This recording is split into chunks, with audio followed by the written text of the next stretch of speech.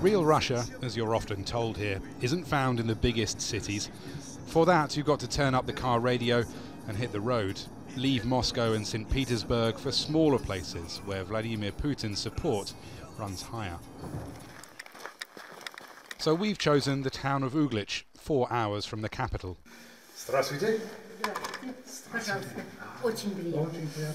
It's where Lyudmila and Alexander live, a couple in their 80s, kind and hospitable, and both staunch Putin voters. He is a very honest man. He would never say anything he didn't mean. And if a person is honest, speaks genuinely, and his deeds do good, you can say only positive things about such a man. They see Putin as a strong leader and were particularly impressed by the recent State of the Nation speech where he pulled back the veil on secret weapons development. We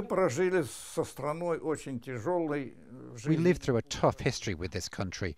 We started our lives in a terrifying war. There was starvation and losses, and we understood this with our countries. The 90s undermined everything so much, uncontrollable times. But Putin slowly went in the right direction and brought us to the moment when we can see ourselves as a state able to take on immense tasks again. After talking, an evening routine, watching the news. Unlike internet-savvy youngsters, older Russians still get much of their information from TV, most of it state-controlled. There's a good reason why the support of people like Alexander and Lyudmila is so important for Vladimir Putin, and that's because when it comes to actually showing up on election day, pensioners are the most reliable voters in Russia. Not everyone here is so enthusiastic, though. Out on the frozen river Volga, ice fishermen wait patiently for the bites.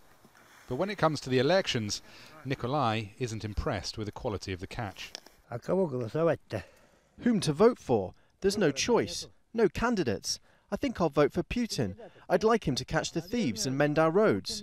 He's reinforcing the army, at least that's something. But there's no one to choose. As soon as any candidate appears to slightly challenge him, he gets drowned immediately. Such disenchantment backs up the view that Putin's support may be brittle, high only because of the lack of alternatives. And worryingly for the Kremlin, state pollster Vitsiom just noted a 12% drop in Putin's ratings in Russia's big cities.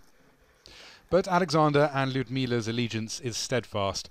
In their long lifetime, Russia has marched to very different music. And they're happy with the man currently calling the tune. Rory, Challands, Jazeera, Uglich, Russia.